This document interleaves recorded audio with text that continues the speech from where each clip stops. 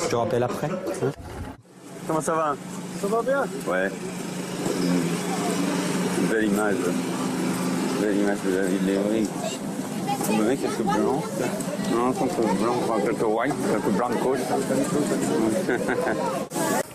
Alors Manuel Valls, on voit dans ce reportage que vous n'êtes pas toujours politiquement correct et à la fin vous ne l'êtes carrément pas. Quand vous dites qu'il n'y a pas assez de blancs, ça donne une mauvaise image de la ville.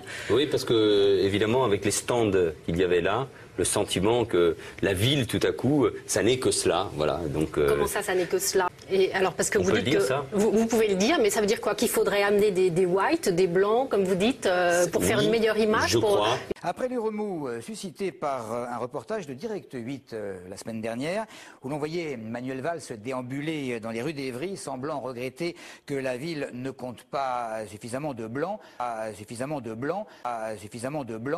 La laïcité, c'est le synonyme du vivre ensemble, du respect. Ça n'est pas la négation des religions, c'est la raison pour laquelle nous devons favoriser l'émancipation, par exemple. Les Juifs de France, comme le fait aujourd'hui le ministre de l'Intérieur, peuvent porter avec fierté leur kippa.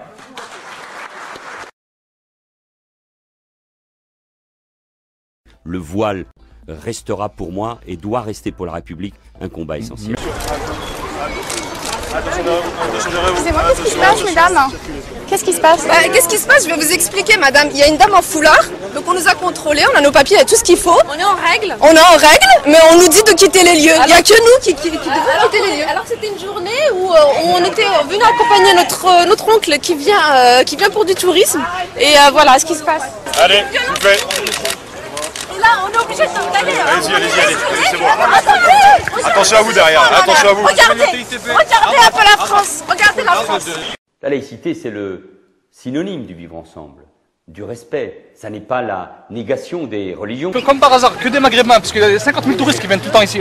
Je suis venue juste pour apprécier ce qui est là, mais là, elle ne nous laisse pas passer, parce que la dame qui a vu qu'il est voilée, quoi. Je sais pas pourquoi. Là, vous ne pouvez pas aller sur la plage de Trocadéro? Bah apparemment non. Interdit de séjour là-bas. Le voile restera pour moi et doit rester pour la République un combat essentiel. Monsieur Valls, dire des choses sensiblement similaires à ce que dit Sarkozy. La force de Sarkozy, c'est d'avoir marché même sur les plates-bandes de ce que vous pouviez dire et de ne pas donner l'impression aux gens qu'il y a une différence entre les deux politiques. Il n'y a pas de vraie politique alternative de gauche. En tout cas, pas les Juifs de France, comme le fait aujourd'hui le ministre de l'Intérieur, peuvent porter avec fierté leur kippa. Par ma femme, je suis lié de manière éternelle à la communauté juive et à Israël. Quand même, merde, quand même. Très bien comment Monsieur Valls, qui a l'air de perdre un peu ses nerfs, à vrai dire, qui a l'air de s'inquiéter, je pense qu'il ferait mieux de s'attaquer aux vrais problèmes et aux vrais problèmes. Mais écoutez, si on regarde cette fameuse courbe et les chiffres mois par mois, en novembre, le nombre de chômeurs est lui reparti à la hausse de 0,5% pour s'établir à un niveau record de 3 293 000. Le Valls ferait mieux de s'occuper de l'insécurité. Ces 12 derniers mois, les atteintes à l'intégrité physique auraient progressé de 2,9%, les atteintes aux biens de 3,5%, plus 10,4% pour les violences sexuelles, plus 9,3% pour les cambriolages. Et ce n'est pas tout. Dans le même temps, toujours selon le Figaro, les taux d'élucidation sont en baisse, comme l'activité des policiers et gendarmes, et les patrouilles sont moins fréquentes. Et j'espère que Monsieur Valls ne fera pas, comme il a tellement l'habitude de le faire, n'appellera pas certaines de ses forces de l'ordre à provoquer les manifestants, comme nous l'avons vu sur Facebook et dans les nombreux reportages, heureusement que nous avons Internet, où nous voyons en effet des forces de l'ordre qui provoquent...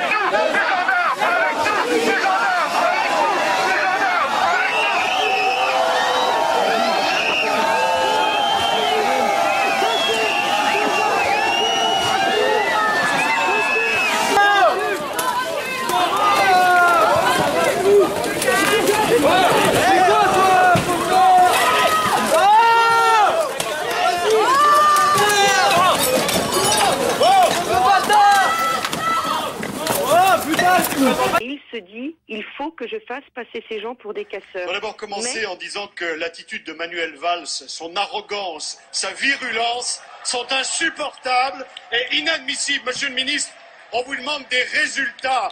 On vous demande de l'apaisement, pas de l'insulte. Monsieur le Premier ministre, dans votre réponse tout à l'heure à notre ami Monsieur Brottes, vous appeliez des faits. Je vais vous en donner quelques-uns. Vous aviez promis la croissance. Elle est à 0. Mais ce n'est pas de votre faute. Vous aviez promis de l'emploi et le chômage va battre son record historique. Non, mais c'est pas de votre faute. Vous aviez promis le pouvoir d'achat et pour la première fois dans notre pays depuis 30 ans, le pouvoir d'achat a baissé, mais c'est pas de votre faute. Vous aviez promis de faire payer les riches, mais les riches sont partis et c'est les classes moyennes qui payent, mais c'est pas de votre faute. Vous aviez promis de mettre la finance internationale à genoux, mais c'est vous qui êtes à genoux devant la finance internationale pour qu'elle comble nos déficits. Mais c'est pas de votre faute. Vous aviez promis la République irréprochable et vous avez osé nommer Ségolène Royal à la tête d'une banque publique. Mais c'est pas de votre faute. Vous nous aviez promis une majorité exemplaire et toute la France sait ce qu'il en est de votre majorité exemplaire. Mais c'est toujours pas de votre faute. Monsieur le Premier ministre, c'est pas une boîte à outils qui vous a donné le président. C'est une boîte à gifles. Et dans cette boîte à gifles, il reste encore quelques perles, comme le cumul des mandats. Le cumul des mandats que, mes chers collègues socialistes, vous vous êtes engagés à respecter dès le mois de septembre 2012, en promettant devant vos électeurs, la main sur le cœur, de démissionner de votre mandat local en septembre. Aucun de vous ne l'a fait. Mais c'est pas de votre faute, monsieur le Premier ministre.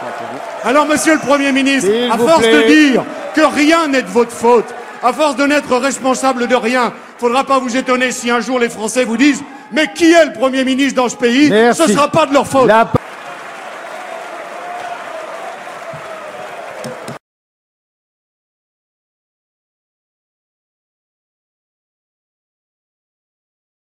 Le voile restera pour moi et doit rester pour la République un combat essentiel.